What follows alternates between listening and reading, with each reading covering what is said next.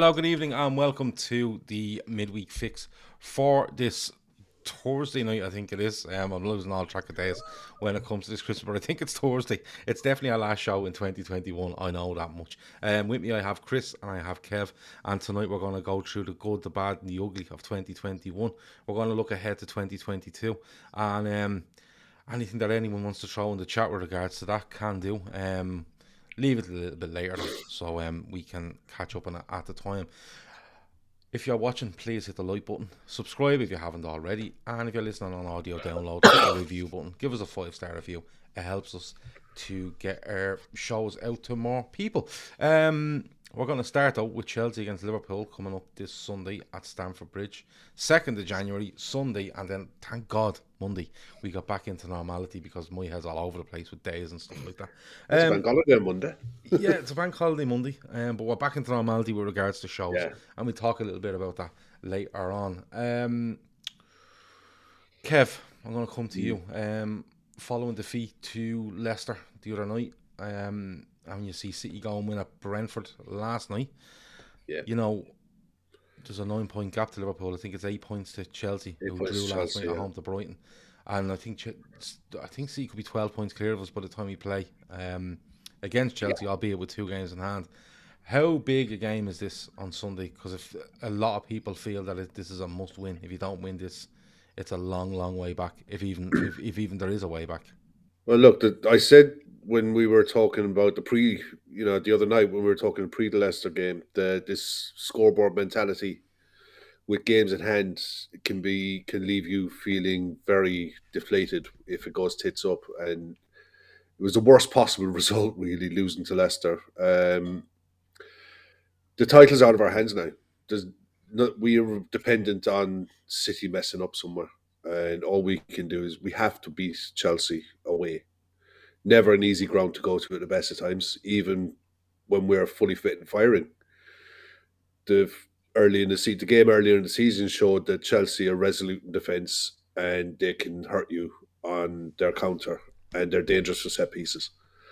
That won't change with the side that they put out there. Will be dangerous for set pieces. Mason Mount is in flying form at the minute. Mm-hmm. They're going to be it's going to be a really difficult game. We haven't been playing well for a while. Results have masked a lot and covered over some cracks that are there that we either didn't want to see or we just were blindsided by. But look, if we don't beat Chelsea, it's over. If we do, it's an awful lot has to go right for us in January, especially to keep up with City. And it's just any other season, 2 losses, 5 draws at this time of the year, you'll be okay. It's just this era with Man City. What they're doing is ridiculous. They're rewriting the history books in what it means to what football teams need to do to compete with what they're doing. The levels they're constantly at, not even the performances, because I don't think they're performing well, but they're churning out win after win after. I think they're 9 or 10 on the bounce now. 10. I mean, they're freaks. We went 8 on the bounce on the back of the West Ham loss, I think. Mm-hmm. And we thought we were doing really, really well. They're just doing it 9, 10. And you can see them going 13, 14, 15, not a bother to them. And the fact that they're only going to lose Mahrez in January won't make a blind bit of difference because they've just rested Grealish and Foden for the last few weeks. So and it didn't faze them. Chelsea struggled with Brentford big time. Got the result, but struggled massively. City didn't struggle last night. I mean, I think it was 1-0. Might have been too late. I didn't watch the end, but they were. They're just metronomic in what they're doing, man, and it must be so soul destroying for other clubs, not just Liverpool, but for other clubs. When you look at them and you know that one draw it can cripple you. Not mind a loss. A single loss can derail your season. It's nuts. Yeah, and Yeah. And and that's just being honest about it, because there's no point in whinging and moaning their oil state, they're this money, they're that money. Bar Grealish, they've bought at a consistent level for a long time. They've bought at the level between 35 and 60 million pound players all the time. They've gradually built that squad up over windows, progressive windows, to be at the level where they're at. They've just turned a nice profit on Ferran Torres. Sold Ferran Torres for 35 or for 55. I think they brought him in for 35. You know, it, I mean, Shane Downs there, come on, give us some hope. It's not even about giving people hope. I believe that we're capable of going on a run. I just don't believe that they're going to lose the amount of games that we need them to lose for us to be able to get ahead of them. But If we'd have stayed in touch, if we'd have beat Leicester, beat City, or beat Chelsea at the weekend, we'd have had to go to City, beat them there, which we're well capable of doing that, and then we'd still have to keep going. I don't think we've got that in this squad to keep going at that level constantly throughout the season and do everything else. I just don't think that the squad is deep enough to do everything. You know, we're into a cup semi-final now as well. On top of that, you've got the FA Cup about to start. These are all games that need to be played, and I just don't think that we can compete on the amount of levels that the fans want to compete at, and do it consistently enough to chuck out another 100-point season. We didn't refresh the squad enough to do it, and I think we're paying the price now for inactivity in windows over the last 3 years. That, I mean, it's almost a case that it's a standing joke. Really, is January Liverpool won't do anything. Why the fuck not? You know, we got 2 opportunities a year to add to a squad. It doesn't matter if it's January or June. You know, you've got 2 windows in a year to add to your squad. There's nothing wrong with adding to your squad in January to build a player up so that you're not trying to do that between August and October of the following season. Bring someone in a few months early, bed them into the club so they're ready to go in the summer. They're ready to go at the start of next season rather than wasting 3 months at the start of the year to get them in a pre-season. Why the fuck are we stand still in January? We're throwing away opportunities every January to add to the squad where we have a very good squad. But we sold Shaqiri in the summer. We went into the season with a 24-man squad, not a 25-man squad that we're allowed. And I'm not saying one player makes a difference, but having that one or two extra players to come in and add to it would help. It definitely wouldn't hurt. It yeah, really wouldn't. And we're chasing our tails now because in the next year, 18 months, 2 years, Newcastle are going to be there and they're going to be taking the players that we're interested in. Whether we like the way their club is run or not, or we like their owners or not, it doesn't matter a fucking jot. They're going to do it. And I think FSG are fantastic owners, but they're very blinkered when it comes to this January window. And it doesn't help in the second half of the season if we want to compete on four fronts. It really fucking doesn't. well, I think the FA Cup front. I wouldn't even count as a front. I'm being honest with you. I think the League Cup we've happened to get in there, and we're going to have to deal with that as it goes. The Champions League is the Champions League. Look, what you're saying makes perfect sense. And it's hard to argue against it, but I'll try if that's okay, Kev. You know, I get where you're coming from with regards to January. I think last January was appalling from FSG, and I know this is meant to be a chat about how big the City game is, but let's go into this. Last January was, Klopp seems to be coming out and saying, and he did in the summer, I'm happy with the squad I have. And listen, you can either take that at face value, or you can say, listen, he's towing a company line. Either way, you can make either argument, and you can't really be proven wrong. Yeah, that's Yeah. fair enough. Yeah. Yeah. Man City have lost 2 games this season, so have we. You know, and but they've turned out more results. They've turned more draws into wins, if you know what I Yeah. mean. It's the draws that kill us. It's a They're it's more ruthless. yeah, it's a yeah, it's the draws that have killed us, and when you look at the draws and you look at who they're against, and you kind of go, you know, there's some bits of misfortune in there, and then there's some things where they just don't apply themselves properly. And I don't think when it comes down to application, I don't think that comes down to the quality of their squad. I just think it comes down to our players applying themselves properly. Because if Liverpool apply themselves properly, and I'm not saying to be outstanding, I'm just saying apply yourself properly. They definitely beat West. They definitely beat Brentford. They definitely beat Brighton. They more than likely beat Spurs. That's a bit of You take your misfortune for me, chances. right? I mean, But that's what I'm saying. If you apply yourself properly, this is what happens. Now, there's loads of stuff going in the chat now about FSG and their model and what they're no, going to do. Trust me, from the 1st of January, we're going to cover it every day of the month, okay? With regards to links and what we think and stuff like that. We're going to let everyone have their say. But, look, I said it was very hard to on their show the other night on my own after that defeat. But what I was trying to say to people was, and I'm sure I probably came away from it, and people, when I came away, people went, he's just fucking deluded. I'm not saying for a second that Liverpool will definitely win a league title. I'm not saying for a second that Man City will definitely run away with it, although that's probably if you're a betting man, that's probably what you go with. What I'm trying to say is that, yeah, 6 points. If all things are equal, it's 6 points. If we go and win our games that are ahead of us, it's 6 points. What I'm saying is it'll probably leave about 17 league games. There'll be 6 points in it. We could go to City and beat them. They could beat us. We don't know. It could be 3. It could be 9 after that game. All I'm saying is that for me, it's not even the quality of the squad. It's just when there's players there. It's not a lack of quality. It's just application. And people would say, "Oh well, he's not good enough. He's not." There's players that have been so good for Liverpool and missing chances or misplacing passes, and it just seems. And I genuinely think we went into that Leicester game the other night turning up, going, "We're winning this." And with this is already won. They're in disarray. They're giving out for the last 2 days, and that's where it's come down to. Now, when January comes, I'm sure people will want players and stuff like that, and that's fine.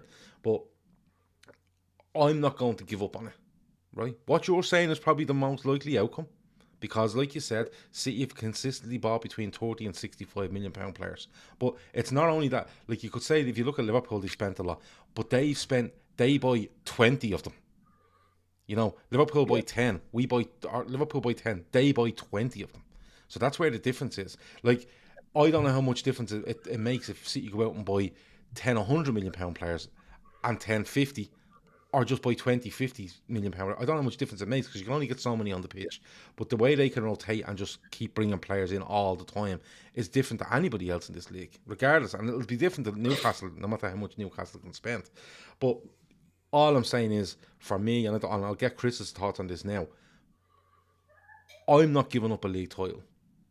No way. Not on the 29th of December. Not a fucking chance. Right? Not a chance. But I get where you're coming from. That's the most likely outcome going on past from the squad they have.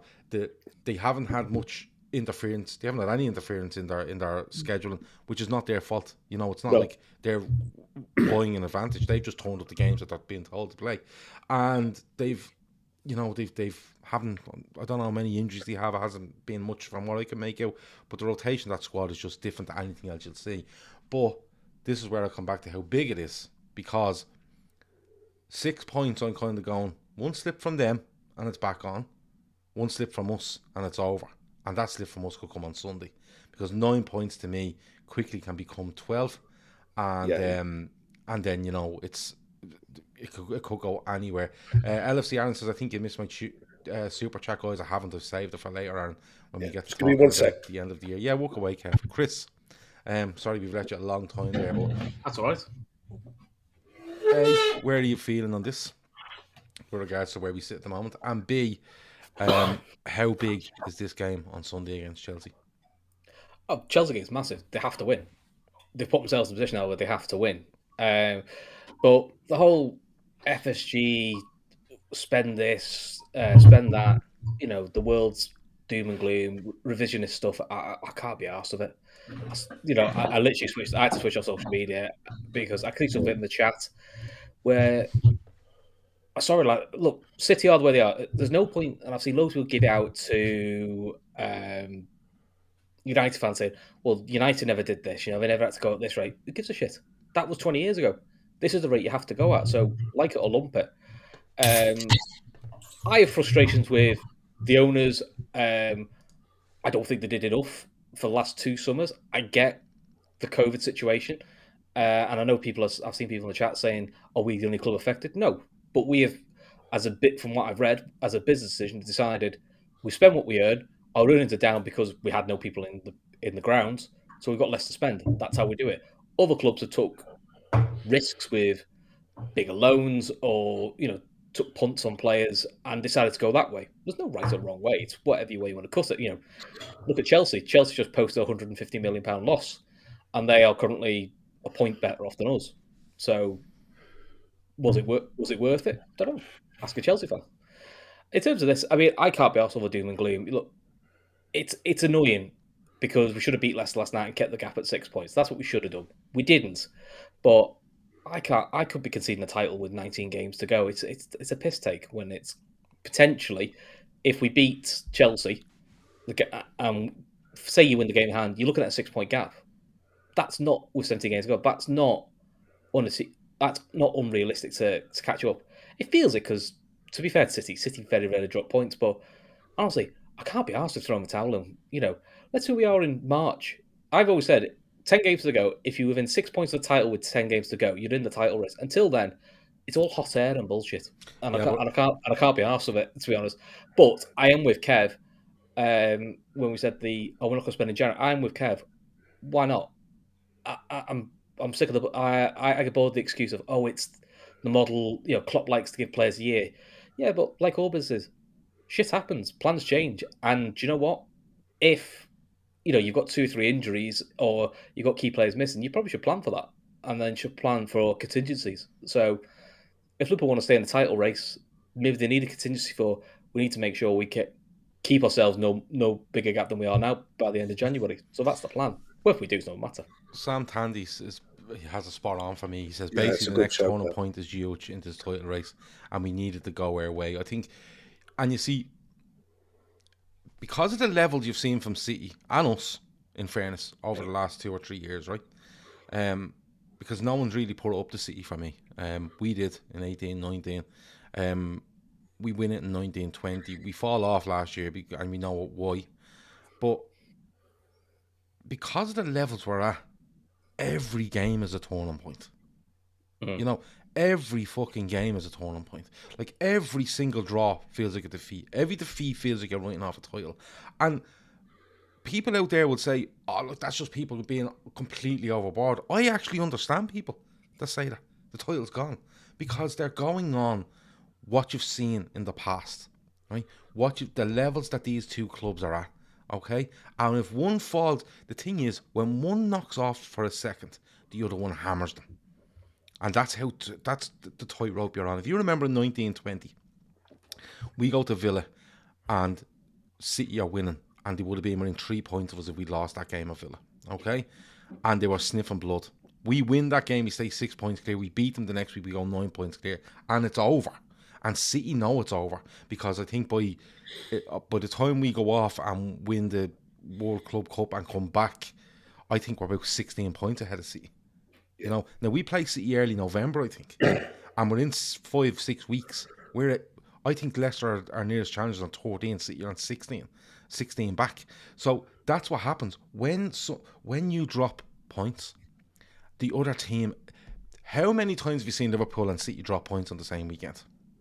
That's what I'm trying to say to you. Yeah. When one drops, the other one is bang, they're on you like a light. The only time you didn't see that was 18-19, where they literally got to Christmas. There was 1 point in it, and they just went for it. And I think they both won all their bleeding games. It was absolutely staggering what the both of them done. That is the best title race you've ever seen, in my opinion. But that's the level you're at, and that's where I get people going. Could this work? Could that work? Could we get this? Could we get that? Anything can happen. But I do understand people going on past form and what City have, but then again, you could get into February, and it could be still tight, right? And the Champions League comes back, and that's where City's eyes always get turned, right? And they might make a slip somewhere, and Liverpool are on them. That's what you have to hope for. But that's what a title race is. You have to hope for it. But years ago, like you said, you could lose 6 games and still win it. You were never the turning point. The turning point was usually around, okay, start of Easter. April, who loses next? That's when it happens. But now it's like, look, in the middle of September, they've lost the game. This could be over. So it's absolutely huge. And I want to get into what we think Liverpool will do and what Chelsea will do at the weekend, because Tuchel has had some stuff to say with regards to the title race, and there's been some stuff around Romelu Lukaku today. Now, I think it's Kev. I think you said to me earlier it's an interview with an Italian.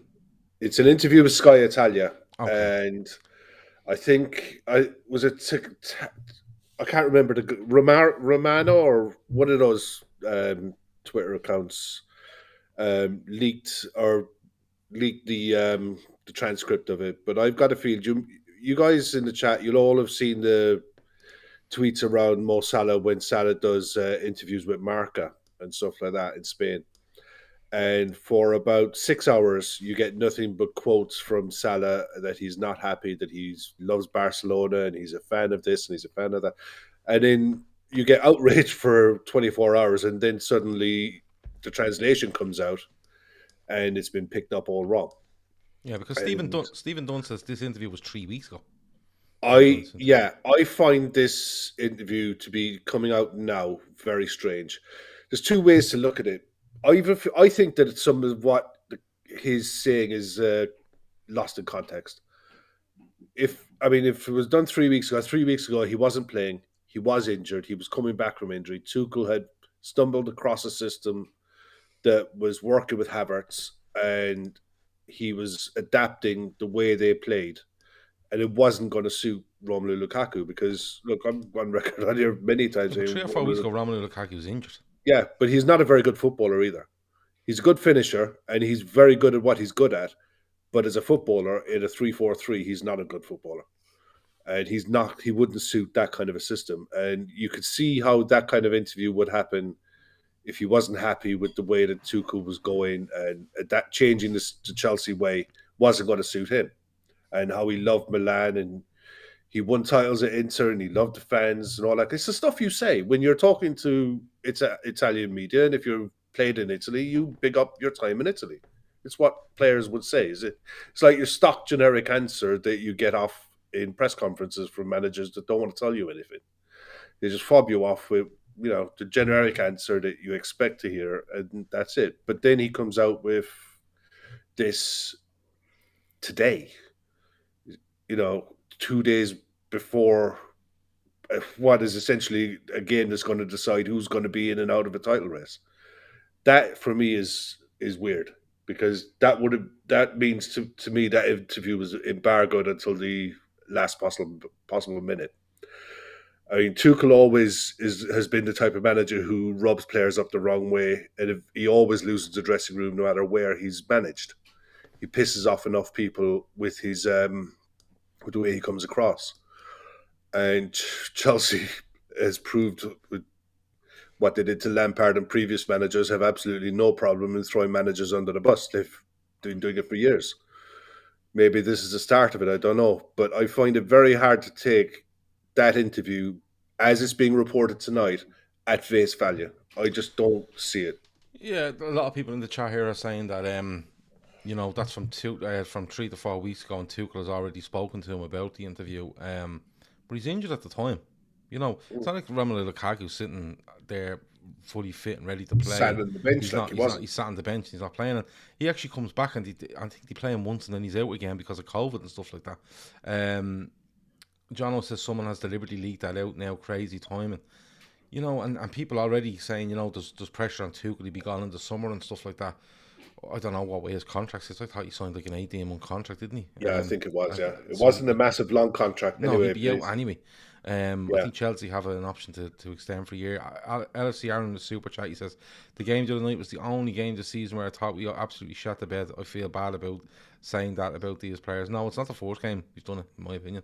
And it's not even shit in the bed. Shit in the bed, to me, is where you completely lose your nerve and you play differently. We didn't. Look, I was meant to be on with you the other night, but I just couldn't do it. I watched the game, and we had 21, 22 shots, 3 or 4 on target, missed a penalty. Mane missed an absolute sitter. there was 2 or 3 other good chances. We had so many corners against a Leicester side who couldn't defend a corner to save their lives. That was the first clean sheet we gave up, or the first time we didn't score in a game since the Real Madrid game. We limited them at home to 1 effort on goal, and they scored from it. We didn't play as badly as people made out that we did. We just didn't take the chances that we were offered and that we made. It wasn't a complete disaster. It was just moments that didn't go for us. A bounce of the ball didn't go for us. A set piece delivery wasn't quite hard enough or wasn't quite on target enough. Kasper Schmeichel made 2 or 3 absolute worldly saves. It was just one of those fucking nights. And every once in a while, once or twice a season, you're going to fucking get them. But I'd be more worried if we only had 4 or 5 efforts on goal and only 1 or 2 corners, and we sat back and shit the bed and decided it was more important to get a point than try to win it. You know, we were never at that stage in that game whatsoever. We threw everything at the game to try to win it. It just didn't go our way. But Kev, that's the thing where I think we apply ourselves that little bit more.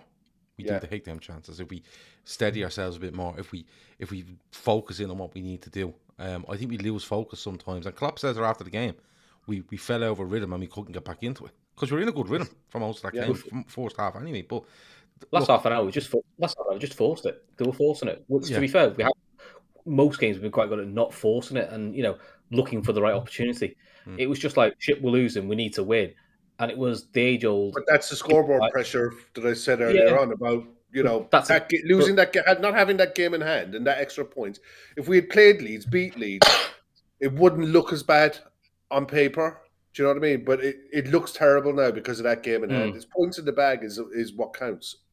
It is, but that'll be funny. They've played with scoreboard pressure before. They've played with pressure of a City chasing before. A lot of those players have. So we can say it's scorers, but it's not a new thing for Van Dijk, Matip, Salah, Mane.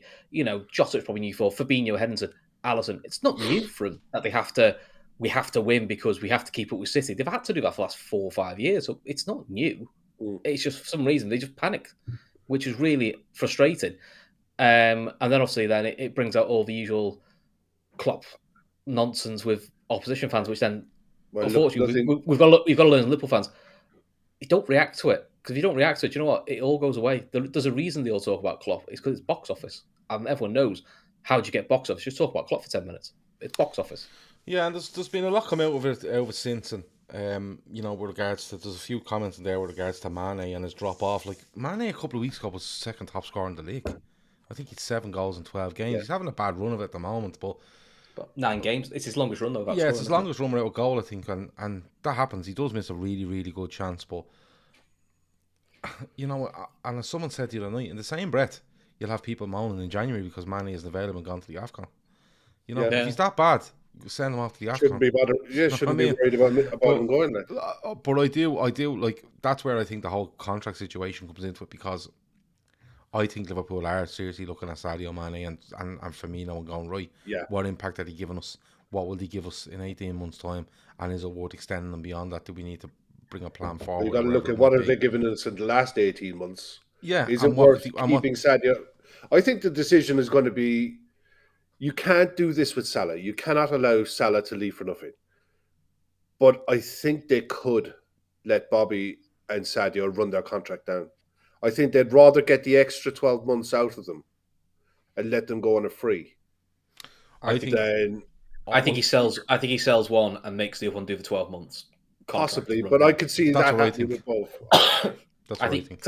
I think someone like a PSG would still pay decent money for a Mane and use that to reinvest in the squad. And you just say to Firmino, your 4th choice, win your spot back, and then see where you are when his contract's up. That's what I think. That's what I think you do. As sad as it is, because we all love Mane, but he's just not been right now for 18 months, and he's not quite been up the level he was since we won the league. He's been good this season. Yeah, he's been good, but he's not got the edge he had before, though. What was good this year was he was still taking his chances even when he wasn't playing at his peak, but his all-round play is just not quite right. He's stopped. The last couple of weeks, he's just stopped taking players on. Now, listen, look, he could turn around and make us all look really stupid, which is, I kind of hope that's what he does, really. We'll have to wait and see. The whole thing around Lukaku, as you said, could be taken out of context. It looks like it's 3 or 4 weeks old, but the timing of it dropping out now Timing of the release is really it is almost like a hatchet job.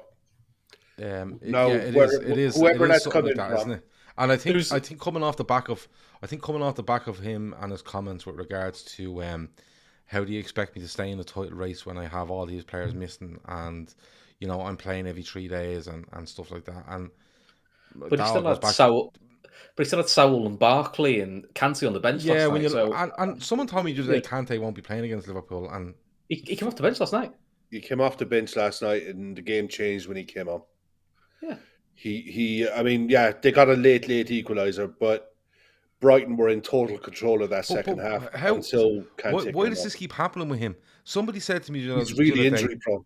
somebody said to me the other day, Kante won't be there, and I was like, it's Kante, he will be fit. And someone went, no, he's like, there's no chance. No, he hasn't been right for a while. Apparently, Kante's he keeps picking up a lot of muscle injuries. Yeah, he's had niggly injuries for the last 6 months, and he's never had long enough to come back training before they blood him back in.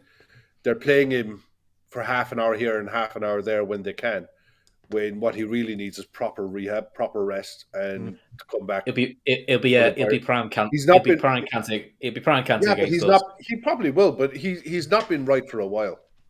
I mean, he's an exceptional player at what he does. He's brilliant, but he hasn't been right for a while. And Kevin Ball says that Tuchel says he has knee issues, and then he was on the bench. Kante's injury's not as bad as they thought. Kevin Ball reckons that Silva and Reece James are out. Of course, Chilwell is out as well. Reece James is a huge miss for them. And Christensen, Christian and James went off at Christensen went off at halftime. Yeah, and James only did about half an hour. Then he tweaked something. So yeah, Chilwell's out for the season. Chalobah came in. He looks good. He looks good. Chelsea have got big problems, man. Most of their defenders, their contracts are up at the end of the season. From Rudiger, Christensen, Silva, Azpilicueta. There was talk that Rudiger, Christensen, and Azpilicueta, all three, have spoken to Real Madrid and Barcelona. Well, Real Madrid want Rudiger. Yeah, they want to team him up with David Alaba. So it's going to be interesting what they do, because I think if you're Azpilicueta is probably 32, 33 years of age at this stage, but if you look at Rudiger and the supposed demands he's made with regards to wages, he set a marker down, and Andreas Christensen is going to go in now and go, well, I want that, and it's always that, like, isn't it? Everyone's going to pile in now, and you end up giving none of them a deal.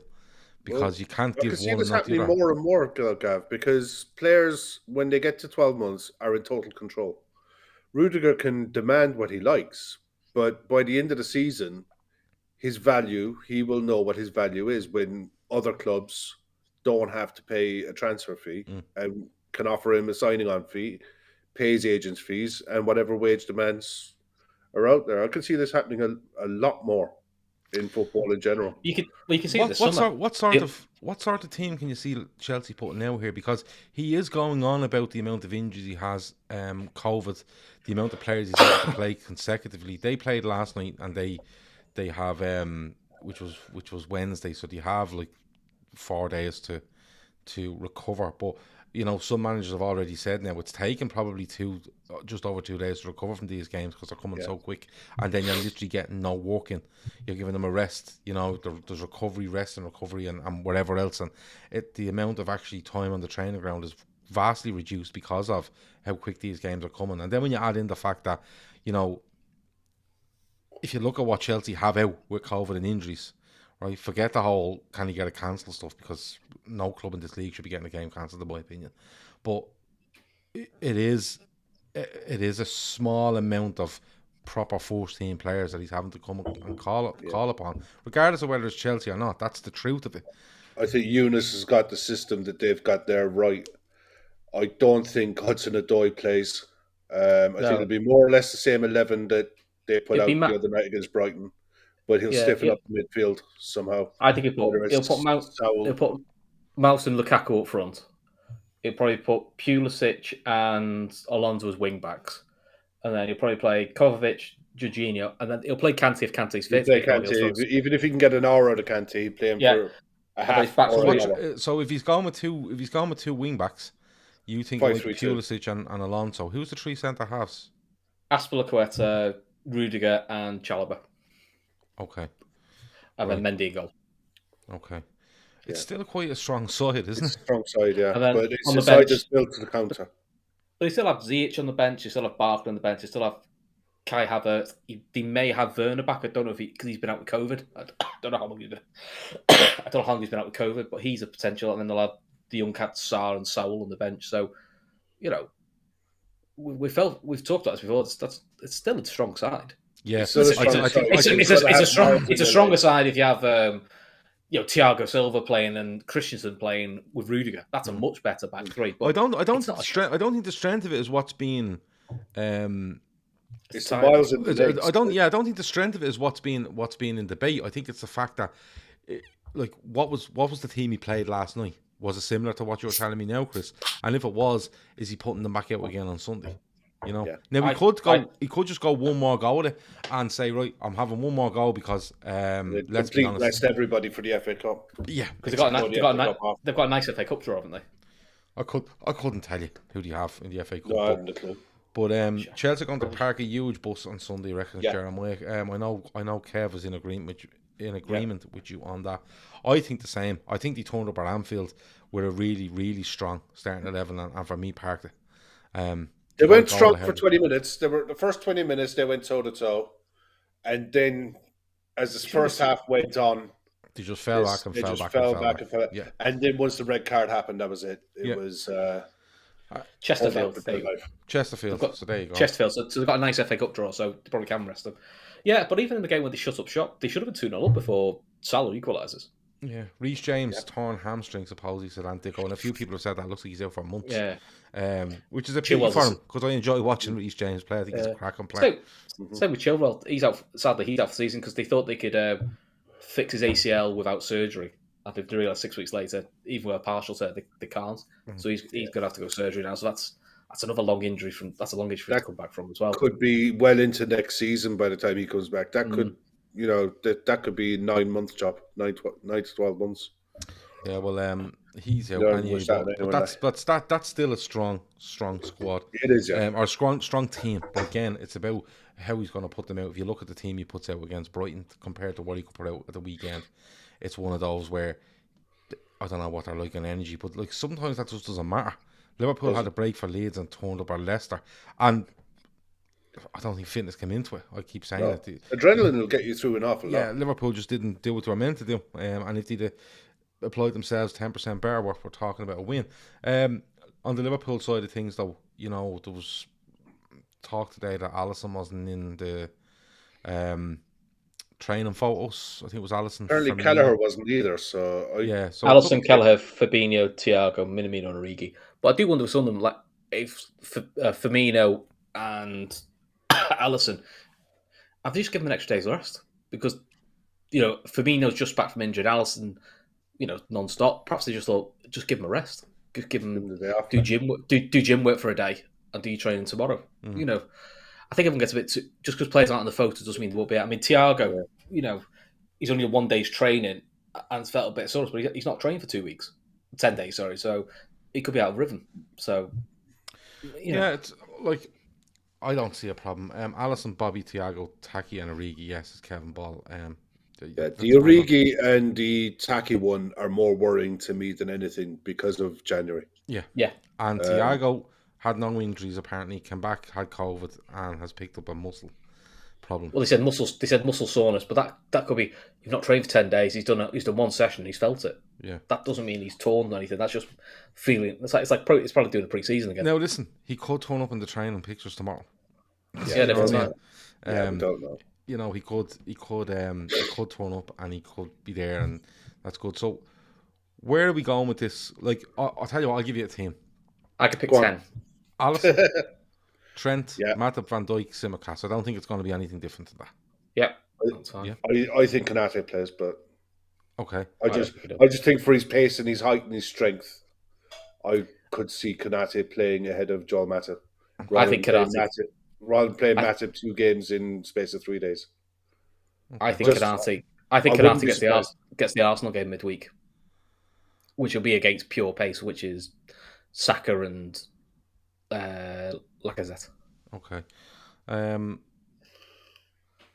So that's that. Midfield. I definitely think Fabinho starts.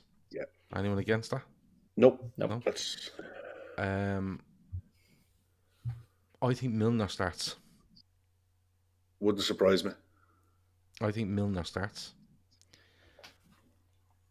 And I think Henderson starts. I think Naby starts. I think if with Naby going to the AFCON, there's no reason why you wouldn't use this game. I'd play him anyway because I think he's good enough.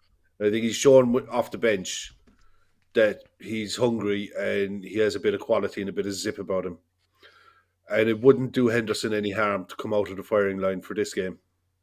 Come on for the last 20 minutes if need be. But there's a lot of games in January. There's no need to flog him for this when Naby's there, because he won't be there in a couple of weeks' time when we might need him. So that's the only reason I would play him. I'd have no hesitation in playing him at all. I would do Fabinho, Henderson, and I think it's a fight then between who's the fittest out of Keita and Thiago. Chamberlain, I don't think he did enough in the Leicester game, and for me, Milner, as much as I love him, he is at his age. He's not a starter for Liverpool. He's a starter for Liverpool in League Cups, FA Cups, and you bring him off the last 25 minutes of league games. That is what Milner's role should be. You changed my mind. Starting him, I just don't think helps him. I don't think it helps us. I think he puts him under too much pressure. I think you changed my mind. I think like Cav says Naby was terrible off last game off the bench. Peninsula like Arsenal's, we all have him. Yeah. I thought he was very good. Kieran says Henderson doesn't deserve a start. Stunk the gaff out of it on Tuesday. Shocking defensively. Kieran, I don't know if you're doing that. I seen a thread on Twitter of a fella just taking a load of pictures of Henderson, pointing at stuff and then telling you what exactly went on. I just had to. I had to turn off the internet. I had to be honest with you. I just turned it off. I saw somebody who got a signed shirt of Henderson, and some lad jumped on the thread who doesn't follow him to slag the player off. You're like, oh, seriously, lads, you generally go around looking for someone who praises a player to jump in. I think a life. The thing with Henderson was, and he wasn't good. Before anybody thinks I'm not having a go. But he was no worse than anyone else. Like. No, but what you'll find with Henderson is he's nearly, for me now at times, he's the trigger for the press. And what I mean by that is that he's going beyond his midfield to go, I'll press, and if a guy moves,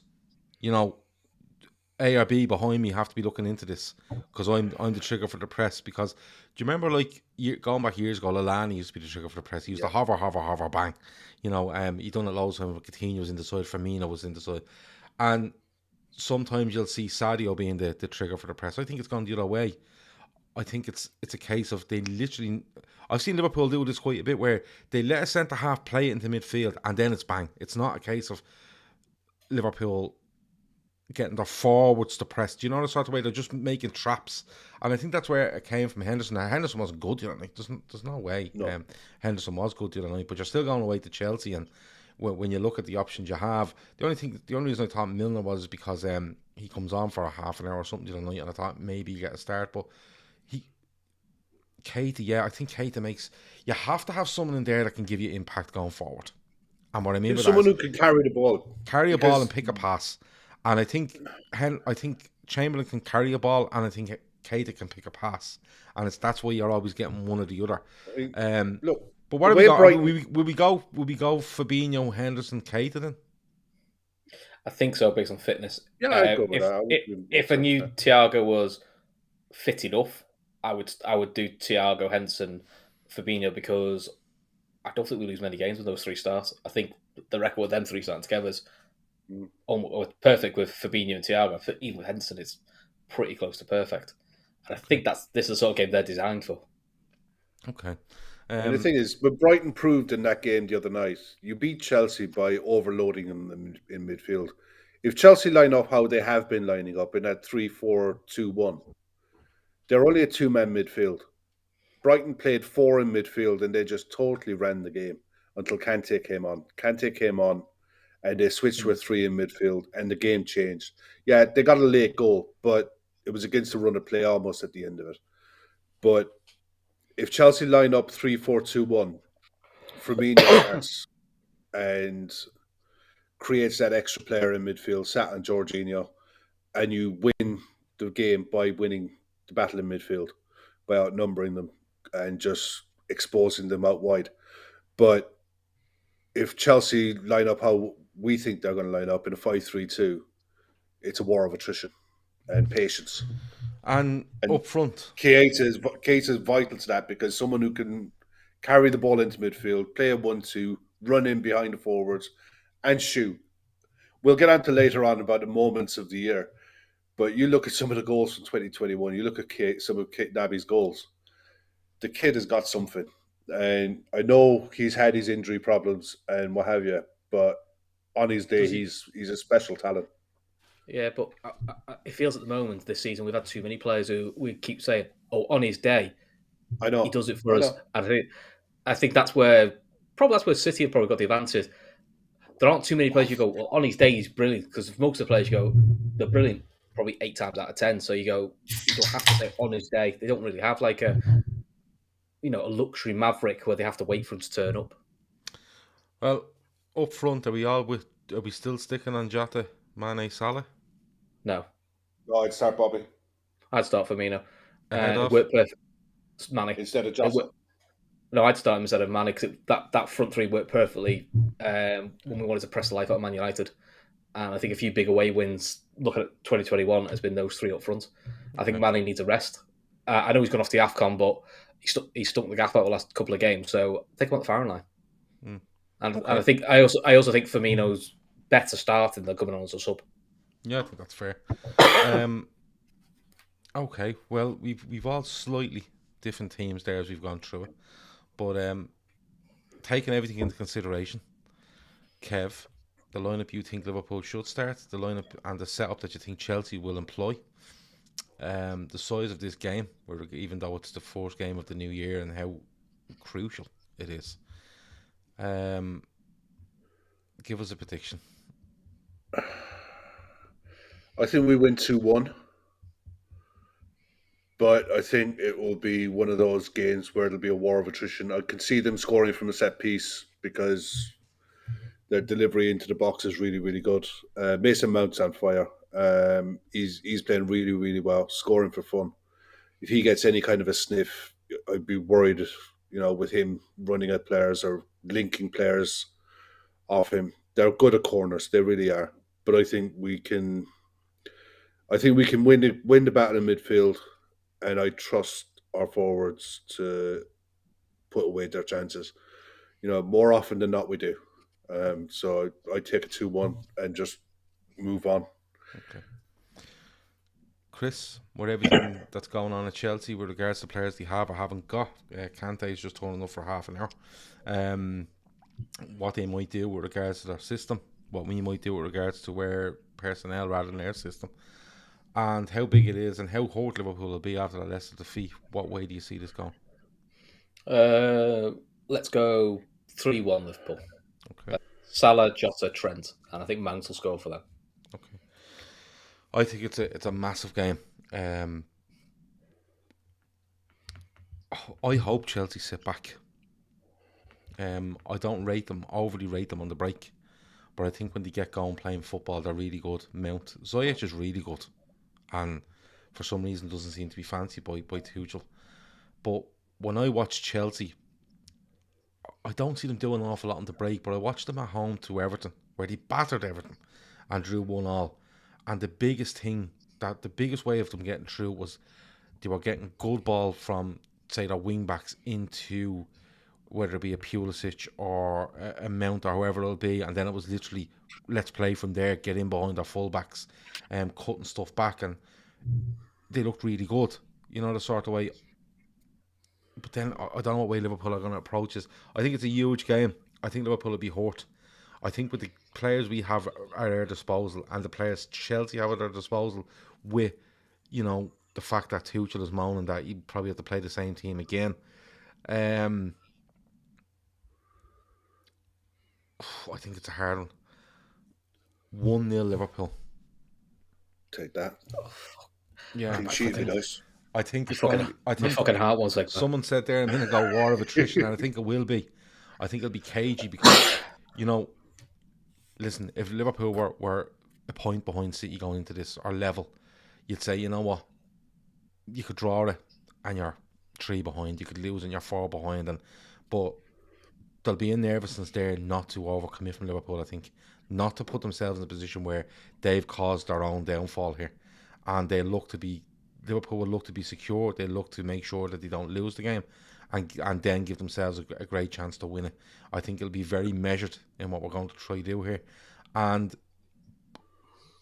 but I promise you, like, Liverpool looking at what went on with Leicester and what was coming out of Leicester going into that game, I would literally be posting them on Liverpool's dressing room door and going, that's what they were saying the last time, and this is how we showed up. That does not happen again, because we're literally going down the same route here as a club that we're going to visit on Sunday, telling you that they've nobody left and how are we meant to do this and how are we meant to do this, and and they're just hoping Liverpool turn up at 80%, and I want Liverpool turn up at 100% ready to go. But I don't think there'll be a lot in this.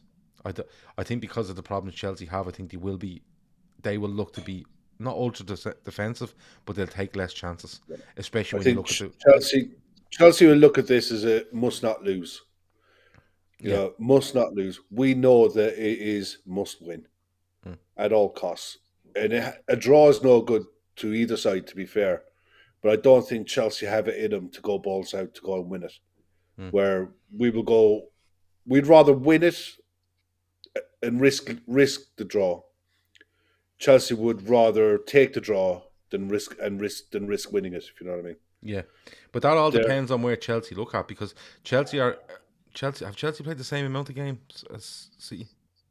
One yes. less. One less. They're 8 points off City and they played 1 game less, I think. So Chelsea will have to look at what their ambitions are, because Chelsea might have to win it to stay with them as well. The sort of way, and with the money they've spent, it's... Oh no, sorry. Honestly, Chelsea play the same as City. Played the same as City, yeah. Chelsea City both played 20. Yeah, we played one less game. We played 1 less, so... Oh, so we'd be 2 points clear of Chelsea if we win this with a game in hand. Yeah. With a game in hand, I thought he had 1 game left. Garmack asked Gav, do you think the squad needs a shake-up this summer? Too many players too comfortable in their starting places. That's probably a conversation for the summer. I think that's a conversation for next week. Yeah, I don't even know if it's a conversation for January, but I don't know if players are comfortable in what they're doing. I just think we get this reaction all the time when Liverpool lose because we're not used to it, and sometimes you have to sit back. Second loss since April. The second loss since April. Yeah, you have to sit back sometimes and go, you know what, it happens. I don't think we need to be calling for a fucking squad revamp. No, but I agree with what you said earlier with regards to, did we do enough over the last couple of years? Probably not. That's okay as well. You're allowed to say both. Like, you're allowed to go, listen, don't go over the top, but we could have done more. Yes, absolutely. Because that's it in a nutshell. That's what balanced chat is about. It's not just you have to have balance, because there's no point in being the extreme, because we know that buying 5 or 6 players every window is stupid. Because what ends up happening is every 12 months, 18 months, you're selling 5 or 6 players and you're winning nothing. The problem is, because the last couple of summers, you might need to look at doing 4 or 5 this summer to make up for what we haven't done. That's what City have done quite well, in fact. Yeah. City have always done two a summer, haven't they? 1 or 2 a summer. That's but the thing is, like, I guarantee if Liverpool went and bought 2 in the summer, you lose a game and people wouldn't be happy. No, I know. But if you kept this squad in the summer, and I said to you, we're going to add a striker of real quality, and I'm going to add let's go, let one midfielder go, right? Pick one, Milner, because he's 36, right? And you bring in a Basuma, okay? Just for argument's Okay. sake. So if you bring in Basuma and you bring in, I don't know, pick a forward that's really good that you will look for in the next 18 months to be a top Anthony. man. For, I bring in Anthony. right, okay, From Anto Ajax. from Ajax, right? So you bring them in and you start next season and you lose again. I guarantee you'll get people going, no, this isn't fucking good enough. Because I'll tell you why. Because it'll shift from we didn't sign enough to, oh, we signed them, but look who they're playing with now. Like, this fella's not being good enough for 18 months. This fella, like, Oh yeah. like, actually, the level of stuff that people actually call for when you drill down to it is astronomical. What they want done, it's astronomical what they want done. But listen, that's a. I mean, look, I'd be happy with Nico replaced with a Costas replica, and I'd be happy with Origi being replaced with a striker who you could trust. Nah, you see, I'm not on that route. See, them words to me, Kev, is a striker you can trust is someone that you're looking for to get 18 months out of. I want somebody that's going to come in and say, look, Do a job. this player is here, and in 12 months' time, he is in the starting 11 because he's that fucking good. And I don't want anybody else. I don't want to come across a fella that's 30 and you go, you get 2 years out of him and he's a good fifth option. No, I don't want that. I want somebody to come in and you're going to say to me, listen, he's going to have some good games and some bad games in the next 12 months, but he's that fucking good that this time next year he'd be the first name on the sheet going forward. And that's what we need to do, in my opinion, going forward. But look, it's a conversation for probably Monday. Anthony Taylor's the ref, and Tierney is on VAR. I don't know how the fuck Liverpool Football Club haven't gone and went, listen, we don't want him anywhere near our games. And made an absolute song and dance over this. Because we're getting called whinge bags by every TV, radio station, and print media, and everyone else under the sun. Every foreign manager that mentions 5 subs and the games between the 26th and 28th are being labelled and hounded left, right, and centre by the British media. And then you say one other thing about the refs, and that's it. It's just you're moaning and groaning for the sake of it. Even when Klopp, like against the Leicester game, in the last game, Klopp pretty much said, I don't know why we were so poor. We were really off it. And he did mention Leicester played 2 days earlier. He said, and they kept up that intensity. And he basically, which is unreal. Well done to them, so pretty much, he said, Leicester were brilliant. We couldn't match them. I don't know why we couldn't match them. I need to go and find out. And then apparently he's moaning about fixtures. When he's not. He's just said, my teams had more rest, and they couldn't cope with Leicester who've had 2 days. Don't know why. Yeah. I need to work that out because Leicester played really well. Fair play to them. And you still get criticised. You can't fucking win. But then again, but that's about taking quotes taking quotes and reading them whatever way you want as well. Garmack says he's not being reactionary, and Jono says for us to compete, it takes significant investment. That's football in 2021. I don't disagree with either of you. I really don't. But I promise you, come Monday, right through the month of January, on a lot of shows that we do, we will absolutely talk about the transfer window and where the squad is. Look, there's other channels out there you can go and shout and scream about fucking we should do this, we should do that, and blah blah blah blah. If we can have a balanced fucking discussion, just saying, throughout January, going, could we do this? We should do that. Can we do that? Maybe, and making suggestions and having a conversation. I'm all for it. I'm not going to sit here and just get people on where they're just going to roar and shout because I'll just fuck off. I'll go and do something else. That's being honest with you. If it's balanced, I'm all for it. But I absolutely see where Jono, Garmack and others are coming from. I absolutely do. Right, 2021. Anyone in the chat wants to give me their good, bad or the ugly Liverpool related over the last 12 months, as this is our last show of 2021. Kev, I'll let you go first. Oh, you... No, go on, Chris. Chris, you can have it, mate. You can have it. I got another one. Go on, you go. I've still not been forgiven for screaming. The Alisson header. I've still not been forgiven for that, where I basically woke the whole house up and just roared and could not calm down for half an hour. I was so giddy with that goal. And the fact it was Sam Allardyce, and he was so moody afterwards, and so moody the week after. He goes, yeah, well, they were dead lucky, weren't they? It honestly, God, it was like the most glorious thing you could never have done. And it's ridiculous. And it's another example of something you haven't seen before, because I don't believe a Liverpool goalkeeper scored a winner, ever. until Alisson. So it's one of those things, a bit like the Club World Cup. It's something you've never seen before.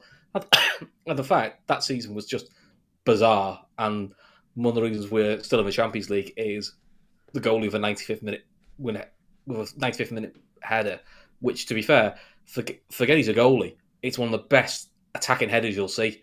If Van Dijk does that or Matip does that, you go, wow, what a header. The fact it's the goalie is just berserk. It's brilliant. There's the context of everything with Alisson as well, with everything that he'd been through in the 6 months before that. Oh, yeah. You know, the fact that with COVID, with the lockdowns, with his dads, with everything, you know, everything that he'd been through, that, you know, the fall away that we had, the, you know, so many different centre back pairings in front of him, and he just takes a more. He probably done that dozens of times in his career. You know, oh, last week, fuck it, I'm going. And he trundles up, and this is a long way to go. And he trundles up, and he's like, they're leaving me alone. And what a header! Yeah, I mean, twisted his neck. But bang! Do you know what the big thing about it is, though? If you watch it back, and I was only thinking about this today. Nat Phillips tries to nick it. Nat Phillips comes in like a train, and he still fucking keeps his eye on it and makes that header. And I was actually thinking today, I could not remember anything about. I can't remember anything about that. I can't remember nothing about. I think it was 1-1 when he scored. It was. That was the winner. Yeah, no, that's what I'm saying. Yeah. I couldn't remember if it was 0-0 or 1-1. 1-1. 1-1. We went 1-0 down. And then I was saying to myself, I can't even remember who scored for us. Salah. It would have been a good bet to say Salah. But literally, it was just like, what in the name? And when he comes up, the commentator's going, this is it. This is the last thing. And I'm saying to myself, I actually said to myself, what are they fucking setting him up for? No near look. I was actually thinking, no near look. These fuckers get a header on it. It'll fall out to a West Brom fella, and he'll boot it 70 yards into wearing it.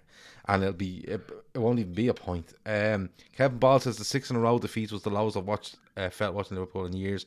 Yeah, it got to the stage where I was just going, would you ever? You had to laugh at the end. You know, it was actually getting ridiculous. As soon as you got 1-0 down, the Chris Brack show, quiz show was a farce, says Barry, which is absolutely bang on. One typo. If you click the link, the answers were there. Let me see. I look, if you have any bad or indifferent, Kev, can I go next?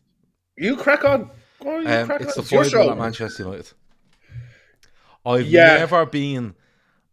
never been as giddy. I haven't been as giddy in a long time watching that. It was fucking brilliant. And it wasn't a case of we got a goal on 50 and one on 60 and then they came out and we just done them by chance. We went out and they have a chance from Bruno Fernandes in about the 3rd minute. Yeah. And then Liverpool just kick the ball out from a goal kick and just go down the other end and score. And you're like this. And do you know what? I've seen Liverpool go early at Old Trafford. I've seen Michael Owen score really early in I think it was an FA Cup game that we ended up losing. I've seen us score early goals at Old Trafford. I've seen us go ahead at Old Trafford and lose. We've seen some great ones. Even last season, 4-2 was great. But this one was like, this was a butcher clinical from start to finish. The pressing of the ball, the passing, how physical we were. Konate was running around just flinging fellas around the gaff and didn't care who they were. You know, he wants to pick Ronaldo up and fuck him over the Stretford end. You know, he's laughing at Fred. And then Jota's scoring. It's 4-0 at half time. Salah completes a 5-0. They score and then it's VAR for offside. Yeah. It's the highlight of the Alisson was brilliant. And it keeps our hopes alive, and we do brilliant to get top 4.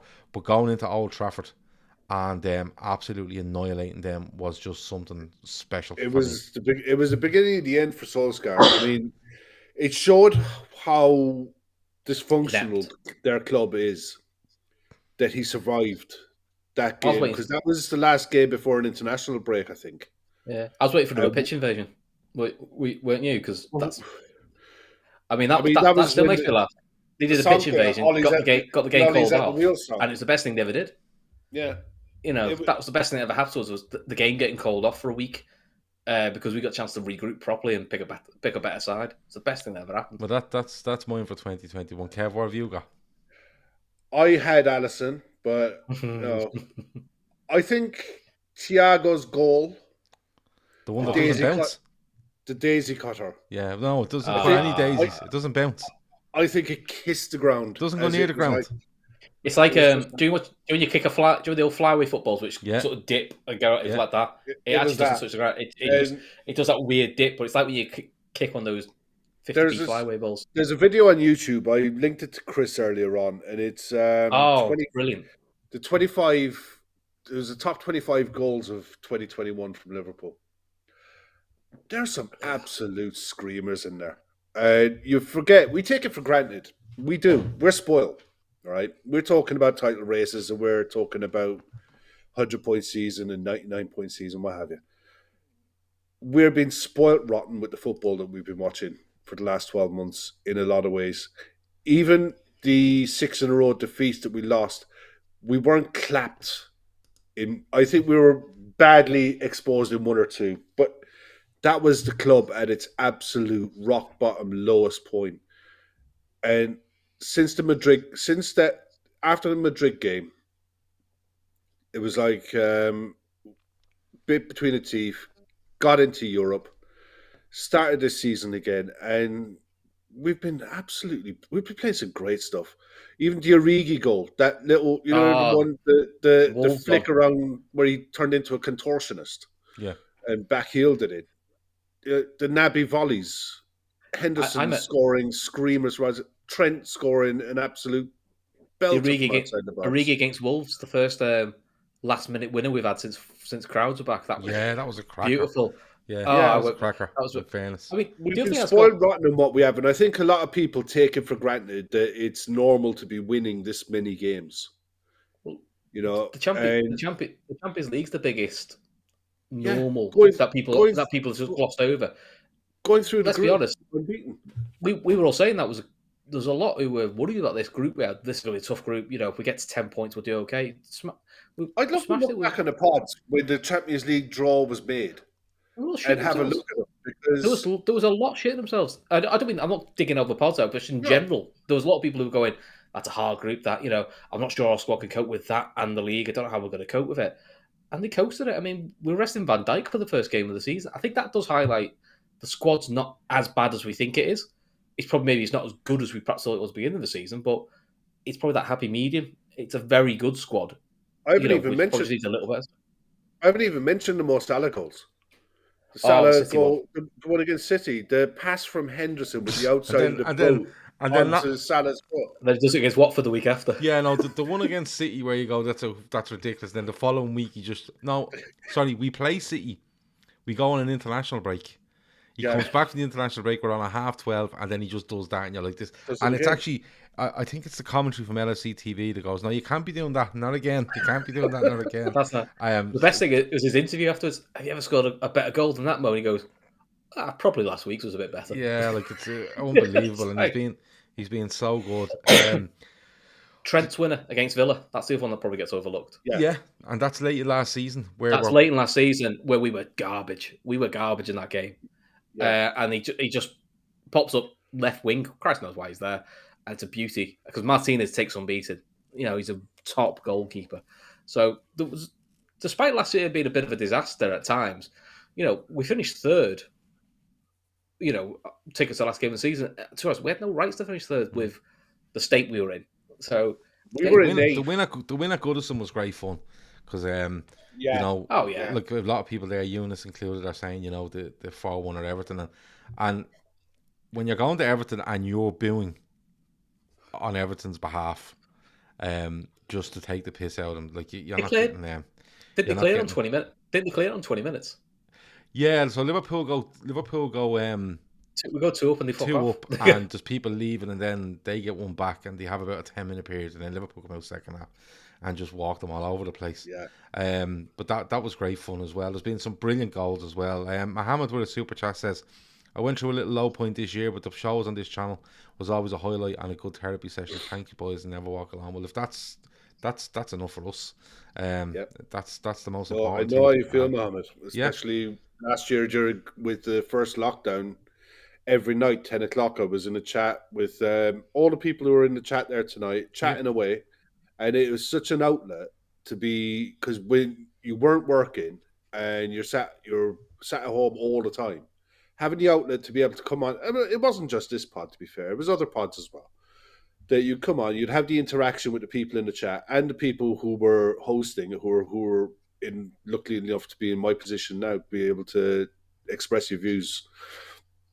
It's a great outlet, and yeah, it's a privilege for people, for me especially, but it's a great community to be part of as well. That are in the chat, that are there as regular as clockwork every night, and we might bitch and moan, but in general, We have a laugh. everyone in there is very, very good with their output. The chat makes it very easy because we know who's in that chat, and we know what way people go. With regards to, we don't play up to their opinions by any means, but we kind of know we can touch subject A, B, C, and D, and that chat will go with it. Like, honest to God, if I come on here and went on a mad rant tomorrow out of nowhere for fucking no reason, I guarantee you half the chat will be going, "What the fuck is wrong with this fella? You know what I mean? What are you at?" They've been messaging you after. You all right? Yeah, they do. Like, you know what I mean? But like, the likes of that Red Steve's not been nice, horrible tonight, has he? No, Red Steve is, I don't know, just being nice for Christmas. We'll be back at it on Monday, I'd say. But like, the likes of that, like, me and Red Steve don't know each other. We just don't like each other. Just for the purposes of this channel. LFC Aaron says, thanks for the great content throughout the year. Absolutely brilliant channel. Happy New Year to everyone. Well, there is that too, Steve, to be fair. Red Steve says, we've got no lives, Kev. Cheers, bud. Well, look, part of your life now is coming on and commenting on this, and watching and taking part and stuff like that. And it's either that or it's going to watch tonight with Vincent Brown on him. Yeah, Owen Burke asks, any chance of that reunion pod? Not a fucking hope. There's no way. That's there's more chance of finding Shergar than finding the fucking PCR test. There's more chance of Gav let me do a quiz again. Yeah, that's it. Let me see. Cav Olam says, yeah, Gav, where are the others? What others? Who are we talking about? You'll have to tell me who you're talking about there. But look, it's been a really good year. Despite Liverpool struggling at the start of the year, they get the top four. We're okay in the league at the moment. But overall, for the podcast itself, it's been a really good year. It's grown throughout the year. We've done some great work with regards to charity, which has been the highlight for me, and I know loads of other lads there. There has been lads in this podcast that have had their own issues personally and stuff like that throughout the year, and I'd like to think that when they have had that, we've tried our best to support them and help them, and be an outlet for them, like Kevin and Chris says. So if that has been the case, we're delighted for that to happen as well. The year is just up. As I said, it's been good. We're back to normal come Monday, and what I mean by that is I'm able to know what day of the week it is, and I'm able to know what I'm doing most days of the week, because I'm actually decent at planning stuff. But when you start throwing Christmas in, I'm all over the place. Do you know what I mean? It's the same with I had to knock off the cans and everything, because the cans were even throwing me out, and I was like, stop drinking cans, because you're bad enough for knowing what day it is, and when you throw cans in, it's all over the place. But 2022, look, we do about 20 shows a month. I think 20 live shows a month on average. That's going to go up to about 40 in January, starting from Monday. So there's no subscriptions, there's no paywalls, you don't have to do anything. Just turn up like you're turning up, and we're going to do about 40 live shows a month now. People probably think that's way too much. If you do, let us know and we'll stop.